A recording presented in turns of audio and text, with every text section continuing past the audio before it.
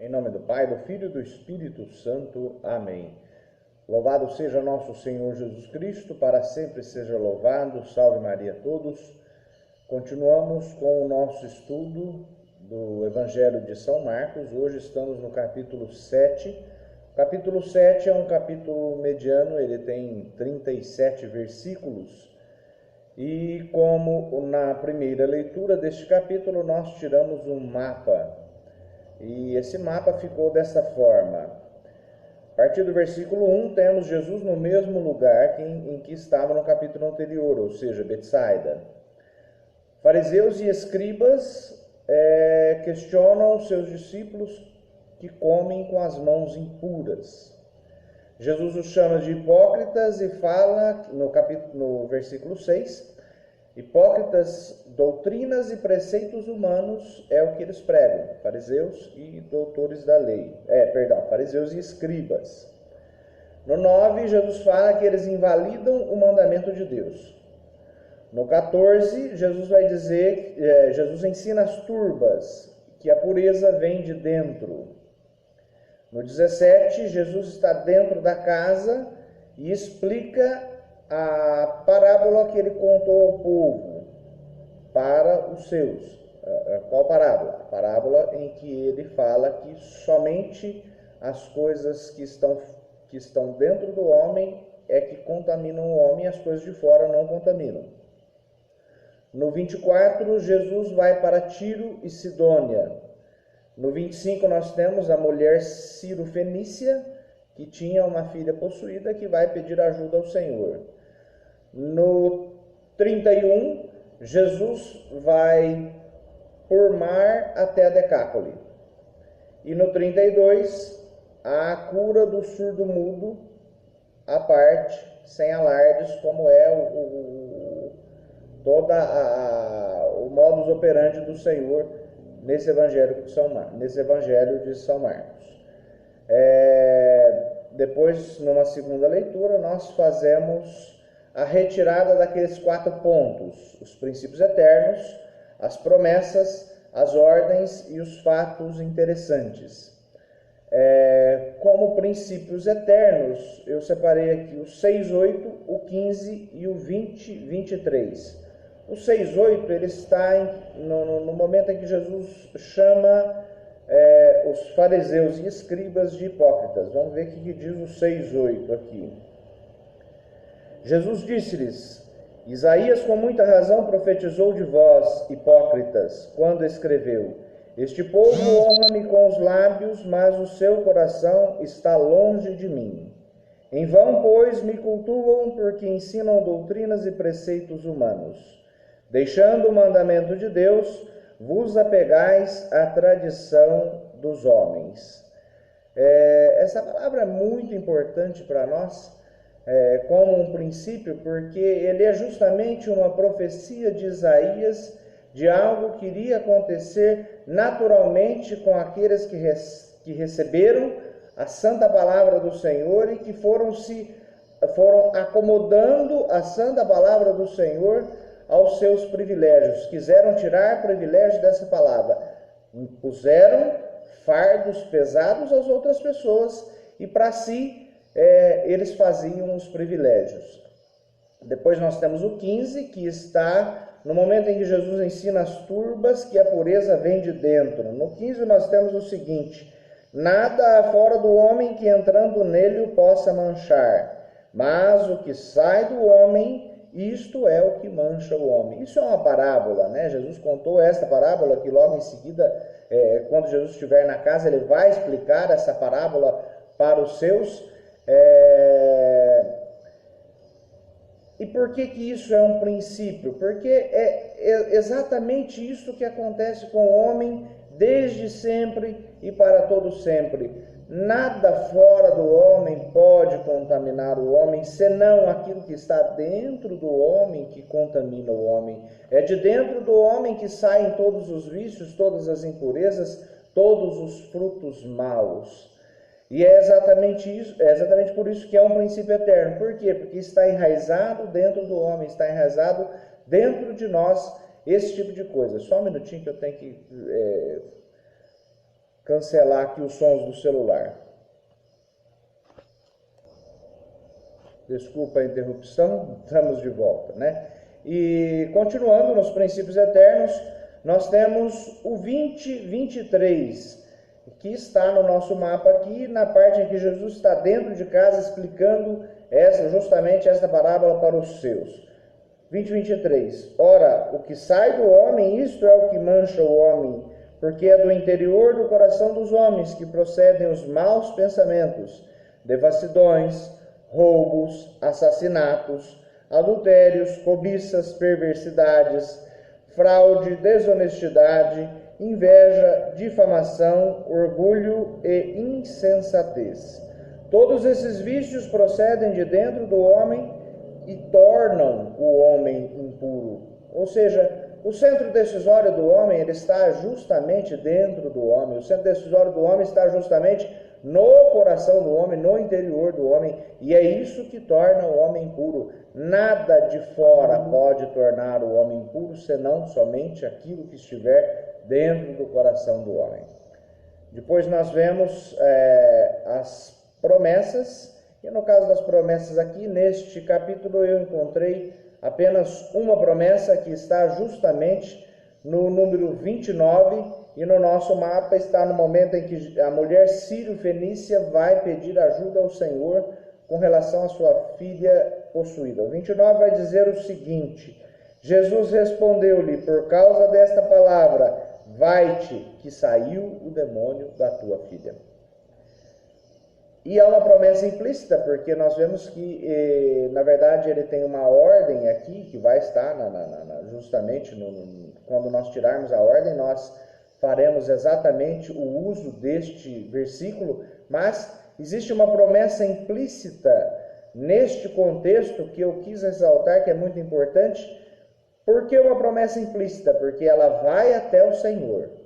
Indo até o Senhor, ela é praticamente, nos dias de hoje, assim, ela teria sido humilhada pelo Senhor, porque o Senhor vai dizer assim que não convém atirar aos cães, não convém que se atire aos cães a comida dos filhos, e ela vai dizer com toda a fé do seu coração, mas Senhor, os cachorrinhos também se alimentam das migalhas que caem da mesa de seus filhos.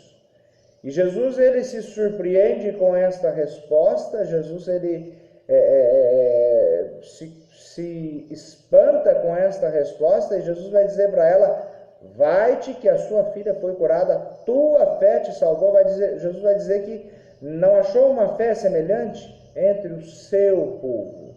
E é por isso que existe essa promessa, e é por isso que ela insiste na presença do Senhor, e ela sabe que existe essa promessa na própria pessoa do Senhor, em sua bondade, mesmo que ele aparentemente esculache no meio das pessoas, né? Então, por isso que eu coloquei isso como uma promessa. Por fim, nós vemos as ordens, né? E nas ordens eu separei aqui duas ordens. A primeira está justamente no 27 e 29, também da mulher sírio-fenícia. E depois eu separei a 33 e 34, que está na cura do surdo-mudo. O 27 e 29 vai dizer o seguinte, como já lemos o 29, vamos ver o que diz um pouco antes. Disse-lhe Jesus, deixa primeiro que se fartem os filhos, porque não fica bem tomar o pão dos filhos e lançá-lo aos cães. Mas ela respondeu, é verdade, Senhor, mas também os cachorrinhos debaixo da mesa comem das migalhas dos filhos. Jesus respondeu, por causa desta palavra, vai-te, que saiu o demônio de tua filha. É uma ordem, né? Temos aqui uma ordem diretamente. Tem uma constatação de que não fica bem tirar o pão dos homens, mas Jesus fala, vai-te, por causa de tua fé, o demônio saiu de tua filha. Depois o 33 e 34, na cura do surdo-mudo, nós temos o seguinte, Jesus tomou a parte dentre o povo, pôs-lhe o dedo nos ouvidos e tocou-lhe na língua com a saliva, e levantou os olhos ao céu, deu um suspiro e disse-lhe, Éfata, que quer dizer abre-te. Éfata abre-te. É a ordem do Senhor. Jesus ordena que aquele homem seja curado. Jesus cura aquele homem. E por isso é uma ordem, né? Depois nós temos os fatos interessantes. Separei 3 aqui, justamente 3 na parte da cura deste surdo-mudo, que são o 33, o 36 e o 37, respectivamente. Vamos colocar aqui o 33. Acabamos de ler o 33. Jesus tomou a parte dentre o povo e disse-lhe, e pôs-lhe o dedo nos ouvidos e tocou-lhe a língua com a saliva. Por que eu separei isso como um versículo interessante? Pelo seguinte, a humanidade de Cristo, na sua própria saliva, ela deve abrir os nossos ouvidos, ela deve abrir as nossas bocas, para que nós proclamemos os louvores e as maravilhas do Senhor. E é justamente pela palavra com P maiúsculo aqui, é que as coisas são criadas, é que as coisas foram criadas no início do mundo, e é exatamente pela palavra que elas continuam a ser criadas desde já, junto com Deus, por nós. Então, a nossa palavra precisa ser curada. A nossa palavra, ela cria as coisas e ela modifica a nossa humanidade. A nossa humanidade precisa ser curada. Nossa humanidade precisa ser curada pelo poder da palavra, pelo poder do verbo. Nossa humanidade precisa ser curada pelo poder de Deus. E esta cura se demonstra exatamente na humanidade de nosso Senhor Jesus Cristo, por sua saliva. A humanidade de nosso Senhor Jesus Cristo, ela está representada fielmente pela sua saliva. Depois nós vemos no 36, proibiu-lhes que o dissessem a alguém, mas quanto mais lhes proibia, tanto mais o publicavam. Ou seja, Jesus dá uma ordem aqui, proibindo que o seu nome fosse divulgado, para que ele pudesse chegar às outras aldeias e tivesse um pouco mais de facilidade, mas quanto mais Jesus proibia, mais as pessoas desobedeciam e proclamavam o seu nome e proclamavam as suas maravilhas, e isso trazia dificuldades para o Senhor. Por fim, o 37, e tanto mais se admiravam, dizendo-lhe, ele fez bem todas as coisas, fez ouvir os surdos e fez falar os mudos. Jesus fez maravilhas que jamais na história anterior haviam sido feitas por quem quer que fosse. Fazer ouvir um surdo era algo extremamente incomum. Fazer falar um mudo era algo extremamente incomum, era algo que ainda não havia acontecido. Então, Jesus fazia bem todas as coisas. Só um comentáriozinho aqui que eu separei, lá no princípio eterno, quando nós falamos do 6:8, só um comentário. O profeta Isaías, ele constata uma realidade daquele povo, constata uma realidade dos líderes daquele povo, e essa realidade dos líderes, ela faz seguir o povo. O povo segue as suas lideranças. As lideranças, elas têm uma responsabilidade imensa sobre o povo. A liderança faz, o povo segue atrás. E no 29, nós usamos o 29 como uma promessa, e depois nós usamos o 29 como uma ordem, uma promessa implícita, uma ordem direta.